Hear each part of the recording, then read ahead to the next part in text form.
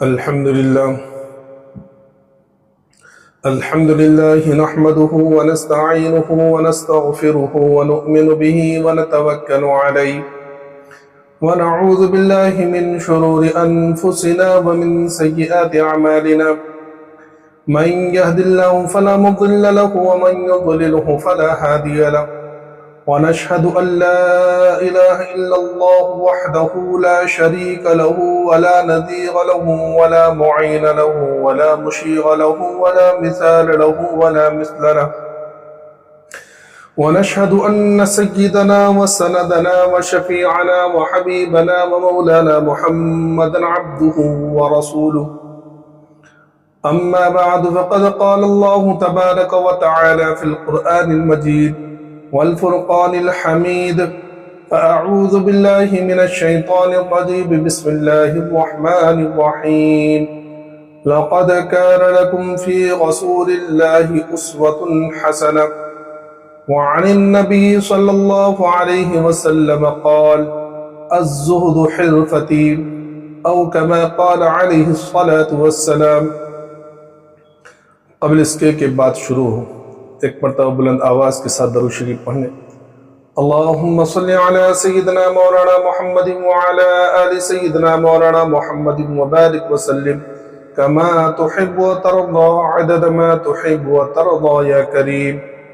میرے محترم بزرگوں اور دوست اور عزیز ساتھیوں، اللہ تبارک و تعالی کا بہت ہی بڑا کرم ہے، احسان ہے کہ اس نے ہمیں مسلمان بنا کر پیدا کیا، آقا مدنی محمد عربی صلی اللہ علیہ وسلم کی امت نے بنایا. اللہ کے پیارے رسول صلی اللہ علیہ وسلم کی ایک حدیث کا سلسلہ چل رہا ہے، اور اس سلسلے کی 11 چیزیں جو ہے پچھلے جمعے تک ہو چکی تھی. پچھلے جمعے یہ بات آئی تھی کہ اللہ کے رسول صلی اللہ علیہ وسلم فرمایا العجز فخری، کہ عاجزی میرا فخر ہے. اس کے تعلق سے تھوڑی بات ہو چکی تھی.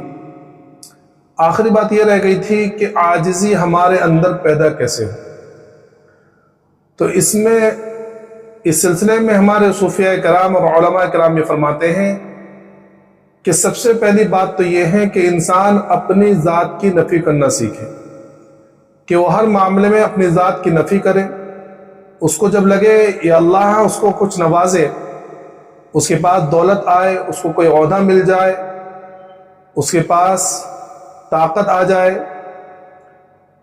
تو وہ سب سے پہلے اپنی ذات کی نفی کرے کہ یہ مجھ سے نہیں ہو رہا ہے، بلکہ یہ اللہ کے دینے کی وجہ سے مجھے ملا ہے. یہ مال اللہ نے مجھے دیا ہے، یہ دولت اللہ نے مجھے دی ہے، یہ طاقت اللہ نے مجھے دی ہے، یہ عہدہ اللہ نے مجھے دیا ہے. میرے علم سے یا میرے کرنے سے یہ نہیں ہوا ہے. اس لیے آپ دیکھیں کہ صحابہ کرام کہ جب ان کو کوئی چیز ملتی تو سب سے پہلے ان کی نظر اللہ کی طرف جاتی کہ اللہ نے یہ دیا. چنانچہ لکھا ہے کتابوں کے اندر کہ سیدنا عمر رضی اللہ تعالیٰ عنہ ایک مرتبہ جو ہے مسجد نبوی میں تشریف لائے اور صحابہ کرام سے ممبر کے قریب ہونے کے لیے کہا، اور ممبر پر کھڑے ہوئے اور کھڑے ہو کر یہ کہنے لگے کہ عمر تو وہی تو ہے کہ جس کی ماں خشک گوشت چبایا کرتی تھی. اور یہ کہہ کر ممبر سے نیچے اتر گئے. صحابہ کرام حیران کہ بھئی یہ کیا بات ہوئی، کہ امیر المؤمنین ہے، ہم نے تو سوچا کہ کوئی اہم بات کریں گے، لیکن یہ بات کہہ کے آپ نیچے اتر گئے. بعد میں کسی نے پوچھا کہ حضرت کیا بات تھی، تو حضرت عمر رضی اللہ تعالیٰ نے کہا کہ فتوحات کا زمانہ ہے، مال غنیمت آ رہا ہے، علاقے کے علاقے فتح ہو رہے ہیں.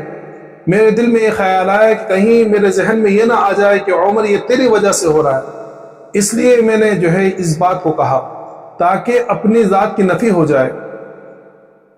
کیونکہ عرب کے اندر جو ہے جو غریب ہوا کرتے تھے تو وہ لوگ جو ہے گوشت کو جو ہے خشک کر کے رکھ دیا کرتے تھے. جیسے آج کے زمانے میں ہمارے یہاں فریج ہوتا ہے کہ لوگ فریج کے اندر گوشت رکھ دیتے ہیں اور بقرعید سے بقرعید تک کھاتے رہتے ہیں.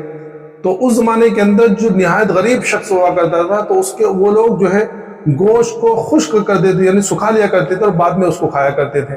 تو حضرت عمر فاروق رضی اللہ تعالیٰ نے اپنی اس کا علاج یہ کیا کہ کہیں دل کے اندر یہ خیال نہ آ جائے کہ میری وجہ سے یہ ہو رہا ہے، تو اس کا علاج یہ کیا کہ اپنے بارے میں یہ الفاظ استعمال کیے۔ تو عاجزی لانے کا سب سے بہترین طریقہ یہی ہے کہ انسان اپنی ذات کی نفی کرے اور ہر اس کے اندر، ہر معاملے کے اندر جو ہے اللہ کی طرف نگاہ ہو کہ یہ اللہ دے رہا ہے، اللہ کرنے والی ذات ہے۔ چنانچہ ہمارے اکابر کے اندر مولانا فضل علی قریشی رحمۃ اللہ علیہ، تو یہ بھی ایک مرتبہ آئے اور اپنے مریدین کو جمع کیا، تو مریدین نے بھی سوچا کہ کچھ اہم بات ہوگی یا کچھ نصیحت کریں گے، اور اس کے بعد جو ہے آپ نے بات جب کرنی شروع کی تو اچانک دوران گفتگو کہنے لگے کہ بھائی کل رات جو ہے میرے پیٹ کے اندر بہت سخت درد ہوا اور میں بے چین ہو گیا، کبھی اس کروٹ پلٹ رہا ہوں، کبھی اس کروٹ پلٹ رہا ہوں، اور بالکل جان پر بنائی، اور بالکل ہوا بھی خارج نہیں ہو رہی تھی۔ جب تو اس کے بعد تھوڑی دیر کے بعد جب ہوا خارج ہوئی تو میرے پیٹ کو سکون ملا اور مجھے تھوڑا آرام ہوا۔ اس کے بعد خاموش ہو گئے۔ تو مریدین کو بڑا تعجب ہو کہ بھئی یہ بھی کوئی بتانے والی بات ہے۔ پھر اس کے بعد جب تھوڑی دیر کے بعد کہا کہ دیکھو آج رات میں مجھے اللہ کے رسول صلی اللہ علیہ وسلم کی زیارت ہوئی، اور اللہ کے رسول صلی اللہ علیہ وسلم فرمایا کہ اے فضل علی من حیث الجماعت، اس وقت جو ہے روئے زمین پر تمہارے جو مریدین ہیں، تمہارے پاس جو جماعت ہے، اس سے بہتر جماعت کوئی نہیں ہے۔ تو کہیں دل کے اندر تکبر یا کبر پیدا نہ ہو جائے، اس وجہ سے پہلے انہوں نے اپنے آپ کو اپنی ذات کی نفی کی کہ بھئی تم تو اتنے محتاج ہو کہ ہوا خارج کرنے کے اندر بھی تم اللہ کے محتاج ہو۔ تو پہلے اپنی ذات کی نفی کی تاکہ دل کے اندر عجب اور تکبر پیدا نہ ہو جائے۔ تو 11ویں چیز یہ تھی کہ اللہ کے رسول صلی اللہ علیہ وسلم فرمایا کہ العجز فخری۔ آج کی 12ویں چیز یہ ہے کہ اللہ کے رسول صلی اللہ علیہ وسلم فرمایا الزہد حرفتی۔ زہد کہتے ہیں عدم رغبت کو، کہ کسی چیز کے اندر چاہت کا ختم ہو جانا، یا کسی چیز کے تعلق سے یا اس کے بارے میں کسی اپنے چاہت کا ختم ہو جانا، یہ زہد کہلاتا ہے۔ جیسے کہ قرآن کریم کے اندر فرمایا وَكَانُوا فِيهِ مِنَ الزَّاهِدِينَ، یعنی یوسف علیہ السلام کے بھائیوں کے تعلق سے، کیونکہ یوسف علیہ السلام کے تعلق سے ان کی رغبت ختم ہو جاتی تھی، وہ چاہتے ہی نہیں تھے کہ یوسف یہاں رہے۔ تو اس چیز کو بیان کرنے کے لیے قرآن نے کہا وَكَانُوا فِيهِ مِنَ الزَّاهِدِينَ، کہ وہ یوسف علیہ السلام کے تعلق سے جو ہے بے رغبت تھے، ان کے اندر رغبت نہیں تھی، اس لیے انہوں نے اپنے داموں میں بیچ دیا۔ اور اصطلاح شریعت میں مال و منال، دنیا کی مال و منال اور جمال سے بے رغبت ہو جانا، یہ کہلاتا ہے زہد۔ اور حرفت کہتے ہیں اس کام کو جس سے انسان اپنے روزگار کا یا اپنے زندگی گزارنے کا سامان پیدا کرے۔ تو اللہ کے رسول صلی اللہ علیہ وسلم نے یہ فرمایا الزہد حرفتی، یعنی کہ میرے جو ہے دنیا کے اندر میں نے اپنی ضروریات کو اتنا کم کر رکھا ہے کہ یہی میرا جو ہے حرفت بن گئی ہے اور یہی میرا پیشہ بن گیا ہے۔ دیکھو قرآن کریم کے اندر اللہ تبارک تعالیٰ نے 2 چیزوں سے نظر ہٹانے کا حکم دیا ہے اور ایک چیز پر نظر جمانے کا حکم دیا ہے۔ نظر ہٹانے کا حکم کہا دیا، فرمایا وَلَا تَمُدَّنَّ عَيْنَيْكَ إِلَىٰ مَا مَتَّعْنَا بِهِ أَزْوَاجًا مِّنْهُمْ زُهْرَةَ الْحَيَاةِ الدُّنْيَا لِنَفْتِنَهُمْ فِيهِ وَرِزْقُ رَبِّكَ خَيْرٌ وَأَبْقَىٰ، کہ ہم نے ان دنیا داروں کو جو مال و دولت عطا کی ہے، یہ ان کو دنیاوی زندگی گزارنے کے لیے جو ساز و سامان دیا ہے، یہ چند دنوں کا ہے، چند روز کا ہے، تاکہ ہم ان کو آزمائیں، اور بہترین چیز تو جو ہے وہ آخرت اور اللہ کے پاس جو ہے وہ بہترین چیز ہے اور باقی رہنے والی چیز ہے۔ تو مال سے نظر ہٹانے کا حکم۔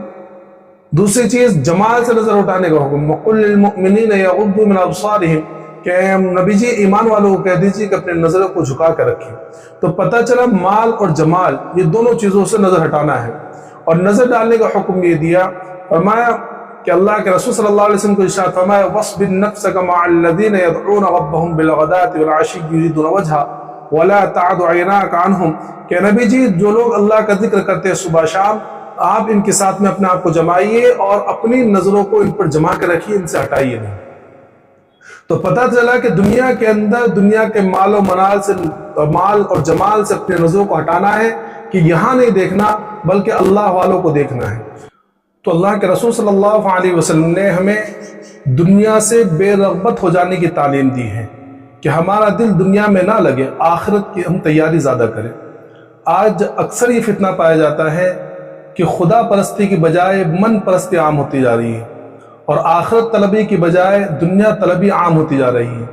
چنانچہ حلال اور حرام کا امتیاز ہی ختم ہوتا جا رہا ہے۔ بندہ صرف یہ چاہتا ہے کہ بس میرے پاس مال آنا چاہیے، جیسے بھی آتا ہو، دوسرے کی جیب سے نکالنا پڑے، دوسرے کو جان سے مارنا پڑے یا اسے لوٹنا پڑے، آج کا انسان بڑے دھڑلے سے یہ کام کر لیتا ہے اور یہ سوچتا نہیں کہ کل آخرت میں میرا کیا بنے گا۔ حیرت کی بات تو یہ ہے کہ انسان اتنا جری کیوں ہوتا جا رہا ہے، بے خوف کیسے ہو گیا ہے کہ انسان یہ تو سوچے کہ اس کو آخرت میں جانا ہے، اللہ کے سامنے کھڑا ہونا ہے، کل کو اللہ کے سامنے حساب دینا ہو، کیسے حساب دے گا؟ کہ آج ہم ہر ایک یہ چاہ رہا ہے کہ بس میرے پاس مال آ جائے، میرے پاس مال آ جائے۔ حالانکہ مال اصل چیز یہ ہوتی ہے کہ انسان کتنا کما لے گا یا اس کی ضروریات ہی کیا ہے۔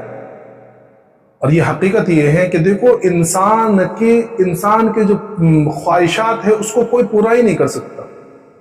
ضروریات تو انسان کی تھوڑی چیز سے بھی ہو سکتی ہے، اس لیے اللہ کے رسول صلی اللہ علیہ وسلم فرمایا کہ جو انسان دنیا کو اپنا مطلوب بنا لیتا ہے تو پھر اس کا پیٹ کوئی نہیں بھر سکتا۔ اس لیے اللہ کے رسول صلی اللہ علیہ وسلم کیا فرمایا کہ اگر کسی شخص کو ایک سونے کی وادی مل جائے، پورا جنگل سونے کا مل جائے تو وہ 2 کی تمنا کرے، اور اگر 2 مل جائے تو 3 کی طلب کرے۔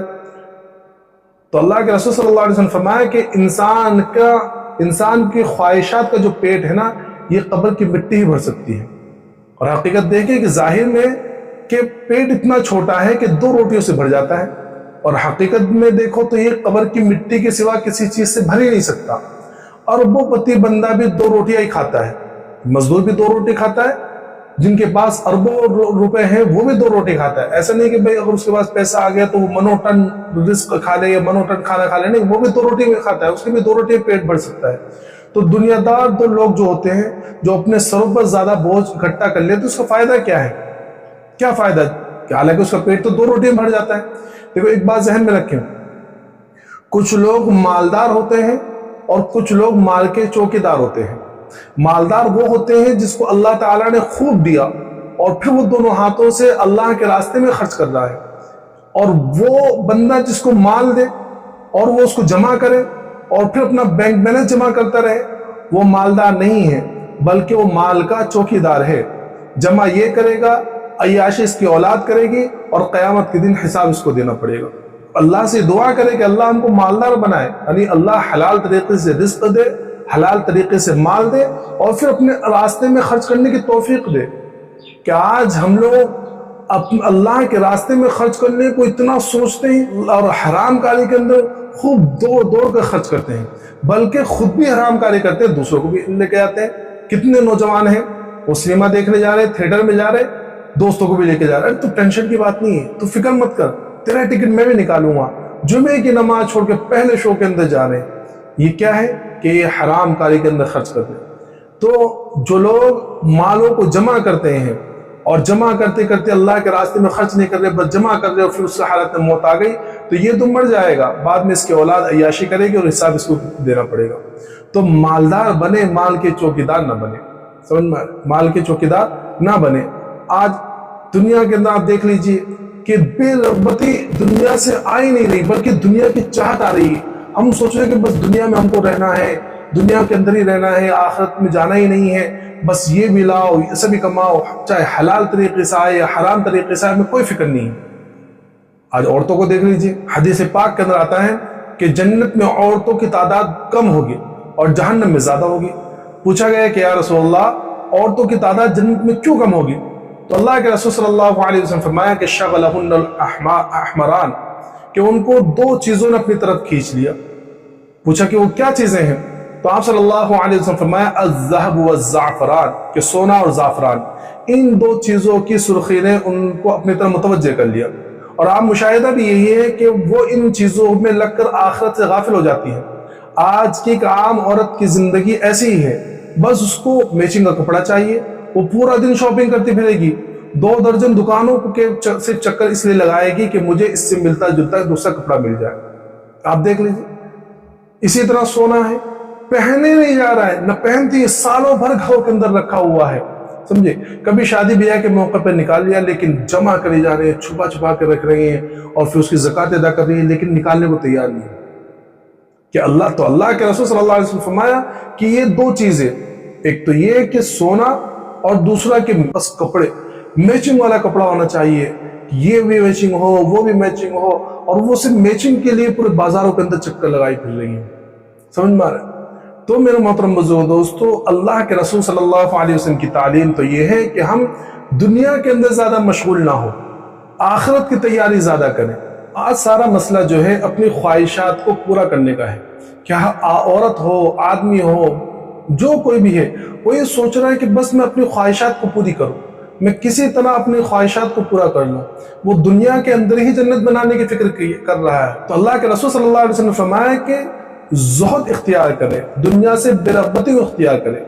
حضرت پیر صاحب دامت برکاتہم نے لکھا ہے کہ جب دنیا کو چھوڑنے کا لفظ بولا جاتا ہے یا جب ترک دنیا کا لفظ بولا جاتا ہے تو اس سے کیا مراد ہوتا ہے؟ کیا انسان گھروں کو چھوڑ دے؟ کیا وہ شہروں کو چھوڑ کر جنگلوں اور غاروں میں ڈال دے؟ نہیں، بلکہ ترک دنیا کا مطلب یہ ہوتا ہے کہ ترک لذات دنیا کے، انسان دنیا کی لذتوں کو چھوڑ دے، وہ خواہشات کے پیچھے بھاگنا چھوڑ دے۔ آج ہماری خرابی کی بنیاد ہماری ضرورتیں نہیں بلکہ ہماری خواہشات ہیں۔ یاد رکھیں کہ ضرورتوں کی ہمیشہ ایک حد ہوتی ہے اور خواہشات کی کوئی حد نہیں ہوتی۔ آج نوجوان کی ضرورت شادی کی وجہ سے تو پوری ہو رہی ہے، لیکن اس کی آرزو کی کوئی حد نہیں ہوتی ہے۔ اس کی وجہ سے ادھر بھی نظر ڈال رہا ہے، ادھر بھی نظر ڈال رہا ہے۔ گھر میں خوبصورت اور دیندار بیوی ہے، اس کے باوجود وہ غیروں کے پاس غیر محرم پر نظر ڈال رہا ہے، زنا کاری کر رہا ہے۔ تو ترک لذات دنیا کا کیا مطلب؟ کہ اگر مزیدار کھانا سامنے آئے تو نہ کھائے؟ کیا انسان کھانا چھوڑ دے؟ نہیں، اگر ایسی نعمت ملے تو اسے اللہ کی نعمت سمجھ کر کھائے اور اس کا شکر ادا کرے، مگر اس کے پیچھے نہ پڑے کہ مجھے کھانا لینا ہے، چاہے حلال طریقے سے ملے چاہے حرام طریقے سے ملے۔ اگر وہ اس کے پیچھے پڑ گیا تو اسے چکنی چپڑی کھانے کے لیے بہت کچھ کرنا پڑے گا۔ آج ہمارا سارا مسئلہ یہی ہے کہ ہم جو ہے ہر حال میں یہ سوچتے ہیں کہ آج ہمارا ذہن بنا ہوا ہے، خاص طور پر ہمارے مسلمانوں کا، کہ وہ اتنا برباد ہو رہا ہے کھانے کے اندر حد سے زیادہ، کہ آج آپ دیکھ لیجئے کہ جتنے بھی فوڈ اسٹریٹ ہیں، خاص طور پر جو مینار مسجد کے پاس آپ دیکھ لیجئے ممبئی میں، یا کرلا کے اندر دیکھ لیجئے، ممبرا کے اندر دیکھ لیجئے، یہ جتنے بھی یہاں بڑے بڑے ہوٹل آپ دیکھ لیجئے بھرے پڑے ہیں مسلمانوں سے۔ آپ سنیچر اتوار میں چلے جائیے، باہر لائنیں لگی ہوئی ہوتی ہیں، کہ حالانکہ اس کی ضرورت کیا پوری نہیں ہو رہی، کہ اس کی ضرورت تو دو روٹی سے پوری ہو جائے گی، لیکن ذہن میں یہ بنا ہوا ہے کہ نہیں، لوگ ہمیں جب اچھا سمجھیں گے یا ہم جب مالدار کہلائیں گے یا ہمیں جب لوگ اپ ٹو ڈیٹ سمجھیں گے، جب ہم ہفتے میں ایک مرتبہ باہر کا کھانا کھائیں گے، تو وہ یہ چاہتا ہے، وہ کوشش کرتا ہے کہ کسی بھی طرح ہم ہفتے جو باہر ہوٹل میں کھانا کھائیں، چاہے کہیں سے بھی پیسہ آئے۔ تو یہ خواہشات کو پورا کرنے کے پیچھے پڑنا اور یہ سوچنا کہ نہیں ہمیں ہر حال میں جو ہے ہوٹل میں جا کے کھانا کھانا ہے، ہوٹل بازی کرنا ہے، یہ خواہشات کے پیچھے بھاگنا ہے، جس کی وجہ سے آج مسلمان برباد ہو رہا ہے۔ آج جتنا مسلمان پیسہ کھانے میں ڈال رہا ہے، اگر وہ اپنے ان پیسوں کو روک لے تو انسان کی مسلمانوں کی وہ ضروریات پوری ہوں گی جو اس کی ضروریات پوری نہیں ہو رہی ہے۔ کہ آج خاص طور پر مسلمان بچوں کے لیے اسلامک اسکول کی کتنی ضرورت ہے، لیکن وہاں ہم دیکھ لیجئے کہ وہاں ہم خرچ کرنے کے لیے تیار نہیں ہیں۔ آج مسلمان حرام کاری کے اندر خوب خرچ کرے گا، لیکن اللہ کے راستے میں خرچ کرنے کے لیے جان نکل رہی ہے۔ حرام کاری کے اندر تو خرچ اتنا ایسا کرتا ہے کہ اگر اس کو فلم دیکھنے جا رہا ہے تو دوست کے بیچ ساتھ میں لے کے جا رہا ہے، بلکہ کہہ رہا ہے کہ بھئی تو ٹینشن کی بات نہیں، تیرا ڈگری میں نکالوں گا، تیرا ڈگری میں نکالوں گا۔ تو یہ خواہشات ہیں، تو اپنے خواہشات کو کم کرنا اور اپنی ضروریات کے حد تک کام کرنا، یہ اللہ کے رسول صلی اللہ علیہ وسلم اس کی ترغیب دی ہے۔ اور ایک بات اور ذہن میں رکھیے کہ جو شخص دنیا سے بے رغبت ہوتا ہے اور آخرت کی طلب میں رہتا ہے اور وہ یہ سوچتا ہے کہ میں اپنا دنیا سے تو مجھے جانا ہی ہے، تو وہ پہلے سے اس کی تیاری کرتا ہے، تو جب اس کا آخری وقت آتا ہے تو اس کی موت بڑی آسانی سے نکل جاتی ہے۔ اس کے آپ واقعات کو آپ دیکھ لیجئے، کتنے سارے واقعات ہیں۔ حضرت خواجہ فرید الدین عطار رحمۃ اللہ علیہ کے بارے میں لکھا ہے کہ شروع میں یہ جو ہے جوانی کے اندر ان کا بڑا کاروبار تھا عطر کا، تو ان کا ایک بڑا سا شو روم بھی سمجھ لیجیے آپ، آج کے زمانے کے اعتبار سے شو روم تھا۔ تو ایک مرتبہ یہ اپنے دکان کے اندر تھے کہ ایک بڑا شخص آیا اور وہ کبھی ایک بوتل اٹھا کے دیکھتا، کبھی دوسری بوتل اٹھا کے دیکھتا، پھر یہ بوتل اٹھا کے دیکھتا۔ تو یہ جوان تھے، ان کو تھوڑا سا غصہ سا آیا، ان سے پوچھا کہ بڑے میں آپ کو چاہیے کچھ یا آپ سے بوتلیں اٹھا کے دیکھ رہے ہیں؟ تو وہ بڑے میں کہنے لگے کہ بھئی میں تو یہ اس لیے اٹھا کے دیکھ رہا ہوں کہ تمہاری جان نکلے گی کیسے، کہ اتنی ساری بوتلوں میں تمہاری جان اٹکی ہوئی ہے، تو تمہاری جان نکلے گی کیسے؟ تو ان کو ذرا غصہ سا آگے کہنے لگے کہ بھئی میری جان تو جیسے نکل جائے گی، تم اپنی جان کی فکر کرو۔ تو وہ بڑا شخص جو ہے وہی دکان کے اندر نیچے لیٹا اور کہنے لگا کہ بھئی ہماری جان تو ایسے نکلے گی، اور اس کی روح قبض ہو گئی۔ کہ اتنی آسانی سے دنیا سے چلا گیا، تو ان کے دل پر بڑی چوٹ پہنچی. انہوں نے اپنا سارے کاروبار جو ہے ختم کیا، پھر اللہ والوں کی صحبت اختیار کی، اور آگے چل کر پھر انہوں نے کتاب لکھی تذکرۃ الاولیاء، جس کے اندر اللہ والوں کے واقعات لکھے. حضرت سیدی سختی رحمۃ اللہ علیہ کے بارے میں لکھا ہے کہ ایک مرتبہ اپنے دوستوں کے ساتھ بیٹھے ہوئے تھے، تو ایک شخص آیا اور کہنے لگا کہ یہاں کوئی اچھی سی جگہ ہے جہاں انسان اپنی جان دے سکے. تو انہوں نے سوچا کہ مذاق کر رہا ہوگا، تو انہوں نے وہاں ایک کنواں تھا، کنویں کے پاس میں تھوڑی سی صاف جگہ دی، کہا کہ دیکھو وہ جگہ تھوڑی صاف ستھری ہے. تو وہ شخص وہاں گیا، 2 رکعت نماز پڑھی، اور نماز پڑھ کر جو وہیں لیٹ گیا اور اس کی جان ختم. کہ لوگ جب وہاں پہنچے دیکھا کہ وہ تو مر چکا تھا. تو جو اللہ والے ہوتے ہیں نا، جن کے دنیا کے اندر دل نہیں لگتا اور جنہوں نے آخرت کی تیاری کی ہوتی ہے، تو ان کی روح اتنی آسانی سے نکل جاتی ہے. امام غزالی رحمۃ اللہ علیہ کے بارے میں لکھا ہے کہ ایک مرتبہ فجر کی نماز پڑھ کر آئے اور کفن منگایا اور کفن کو بوسہ دیا اور کہنے لگے کہ بھائی اللہ کی ملاقات کے لیے بندہ حاضر ہے، اور انتقال ہو گیا. کہ اتنی آسانی سے چلے جاتے ہیں. تو جو دنیا سے بے رغبت ہوتے ہیں، جنہوں نے اپنی تیاری آخرت کے لیے کی ہوتی ہیں، ان کی جانیں بھی بڑی آسانی سے نکل جاتی ہیں.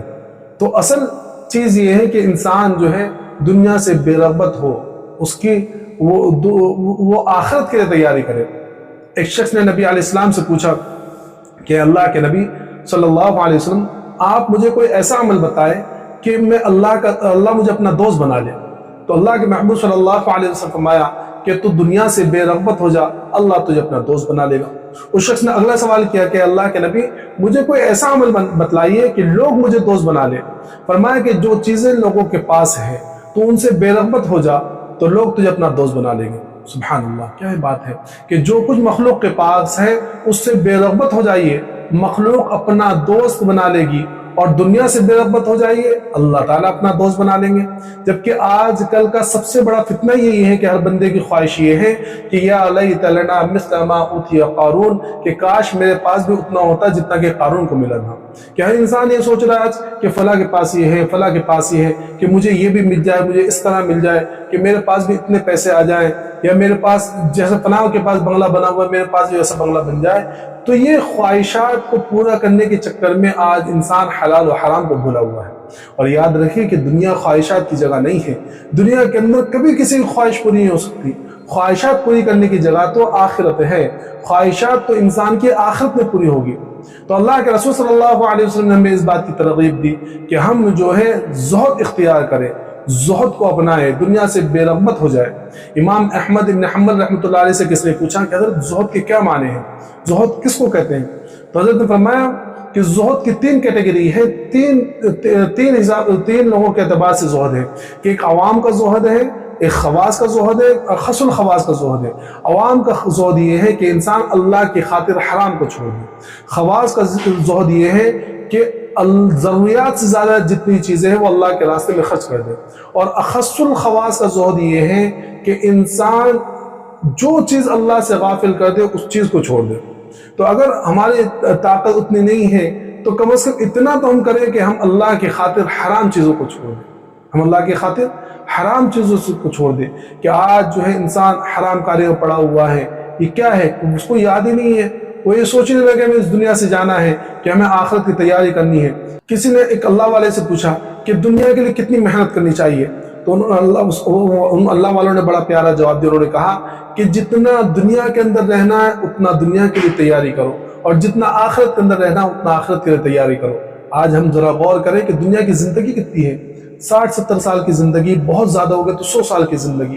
اور آخرت کی زندگی کہ ابد الآباد، ہمیشہ کی زندگی، جس کا پہلا دن جو ہے قرآن کے اعتبار سے 50,000 سال 1,000 سال کا ہے، اس کے لیے ہم کتنی محنت کر رہے ہیں. اگر ہم 24 گھنٹے کے اندر بیٹھ کر یہ حساب لیں تو پتہ چلے گا کہ ہم دنیا کے لیے پورا دن رات دے رہے ہیں. آخرت کے لیے ہمیں 2-2.5 گھنٹے دینا مشکل ہو جاتا ہے. 2-2.5 گھنٹے کہ نمازیں چھوڑی جا رہی ہیں. کبھی ہم اللہ سے گفتگو نہیں کرتے، اللہ کے لیے ہم اپنا وقت نہیں نکالتے. تو میرے محترم بزرگ دوستو، اللہ کے رسول صلی اللہ علیہ وسلم فرمایا کہ الزہد حرفتی، کہ دنیا سے بے رغبت ہو جانا، زہد جو ہے یہ میرا پیشہ ہے. کہ اللہ تبارک تعالیٰ سے دعا کرے کہ اللہ تبارک تعالیٰ ہمیں دنیا کی لذات اور دنیا کی خواہشات کو چھوڑ کر آخرت کو طلب کرنے کی توفیق عطا فرمائے. وآخر دعوانا ان الحمد للہ رب